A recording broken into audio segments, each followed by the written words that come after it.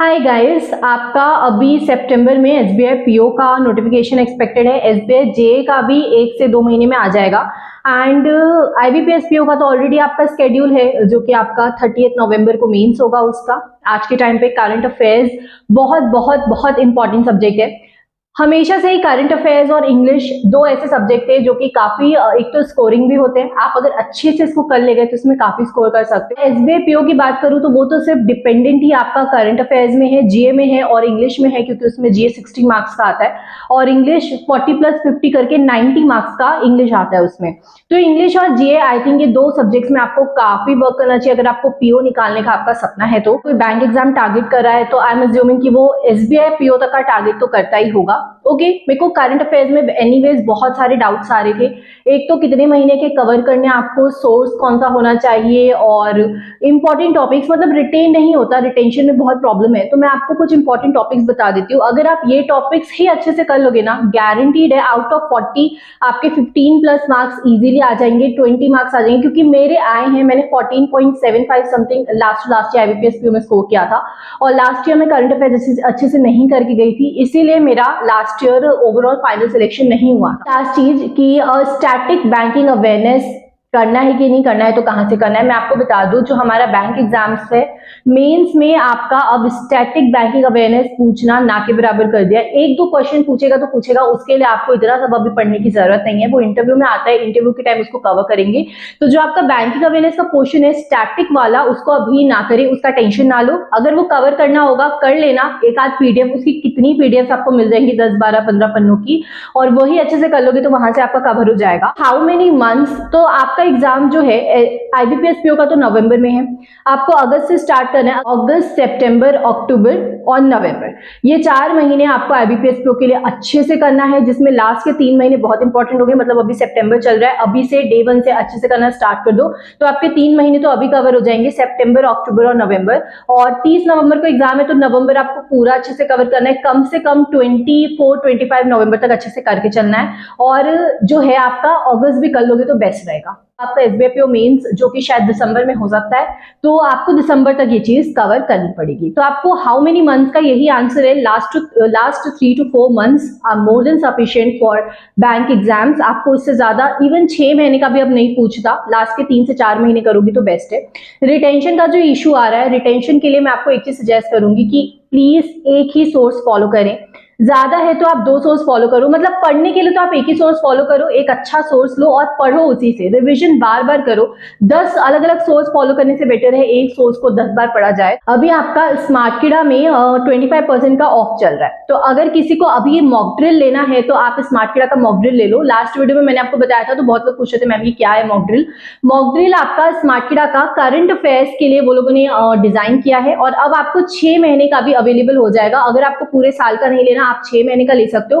पहले लेके देख लो कि आपको जम रहा है नहीं जम रहा है, अगर अच्छा लगेगा तो बाद में आप उसको और कंटिन्यू कर लेना। और अब तो आपके बैंक एग्जाम्स 6 महीने बाद खत्म ही हो जाएंगे इस साल के, तो अभी आप 6 महीने का अभी जाके ले लो, आई सजेस्ट। और अभी 25% ऑफ चल रहा है, तो मैं आपको यही बता रही थी कि आपको एक सोर्स लेना है, एक सोर्स को फॉलो करना है। पीडीएफ उसकी पढ़ो, मॉक ड्रिल में आपको पीडीएफ भी मिलता है, बाद में क्विजेस लगाने के लिए भी मिलेंगे, तो आप पहले उसकी पीडीएफ पढ़ो, बाद में उसके क्विजेस लगाओ। क्विजेस को रीअटेम्प्ट मोड में डाल के बार बार लगाओगे ना तो वो याद हो जाएगा। फिर कैसे याद नहीं होगा यार, एक चीज को आप 3 4 5 बार पढ़ चुके हो तो याद नहीं होगा, ऐसा पॉसिबल नहीं है। कि इंपॉर्टेंट करंट अफेयर्स के क्या टॉपिक्स है, देखो स्टैटिक वाले बैंकिंग अवेयरनेस तो मैंने बता दिया कि अभी नहीं आते आपके बैंक एग्जाम्स में, मेंस में नहीं आता, इंटरव्यू में तो पूछेंगे। लेकिन जो है आपका करंट बैंकिंग अवेयरनेस, जो भी आप करंट अफेयर्स की पीडीएफ उठाओगे वो पीडीएफ में स्टार्टिंग में कंटेंट में देखना और वहां पे जो बैंकिंग अवेयरनेस का पोर्शन होता है सीधा उसको स्टार्ट करो। मतलब आप कोई भी महीने की या कोई भी वीकली पीडीएफ उठा रहे हो, वीकली पढ़ रहे हो पीडीएफ से, और उसका जो है आप स्टार्ट ही मैं आपको ये बोलूंगी कि आप बैंकिंग अवेयरनेस के साथ करो,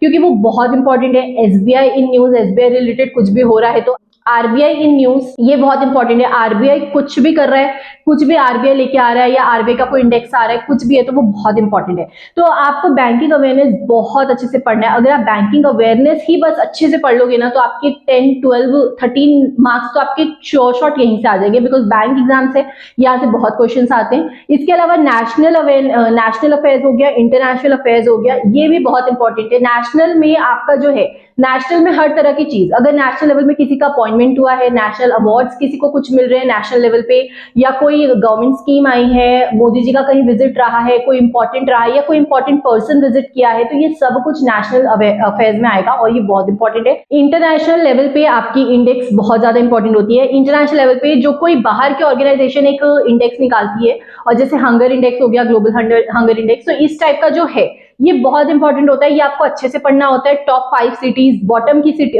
टॉप 5 कंट्रीज, बॉटम की 5 कंट्रीज, इस तरह से, और किसने कुछ अगर नया कुछ रिकॉर्ड बनाया, तो ये सारी चीजें उसमें बहुत इन डेप्थ आपको अच्छे से पढ़ना है। तो नेशनल हो गया, इंटरनेशनल हो गया, बैंकिंग अवेयरनेस सबसे ज्यादा इंपॉर्टेंट है इसमें से। और इसके बाद जो है आपके बाकी सारी चीजें थोड़ा सा सेकेंडरी होंगी, मतलब कि जो रेगुलर के अपॉइंटमेंट्स है, या कोई कमिटीज बैठ रही है, और स्टेट न्यूज हो गया, ठीक है, किसी का किसी के साथ कोलैब हुआ है, कोई कंपनी ने कुछ लॉन्च किया है, तो ये सब में जो एकदम इंपॉर्टेंट वाले हैं वो आपको अच्छे से पढ़ के चलना है। बाकी सब आपका, अगर आप थोड़ा भी पढ़ते रहोगे, और अगर आपको मतलब थोड़ा बहुत भी याद है, तो काम बन जाएगा।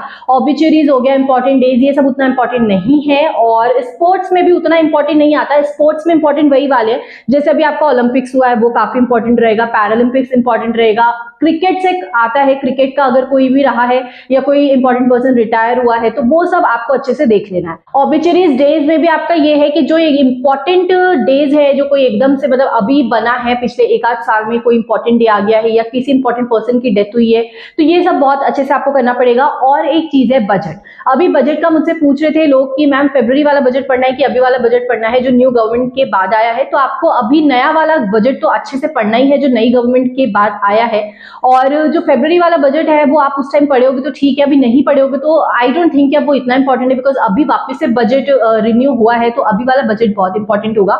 इसको अच्छे से करके चलना। एक ही चीज मैं सजेस्ट करूंगी, you have to keep it simple. जितना सिंपल रखोगे, जितना ईजी टू गो रखोगे, उतनी ज्यादा चीजें आपको अच्छे से रिटेन होगी।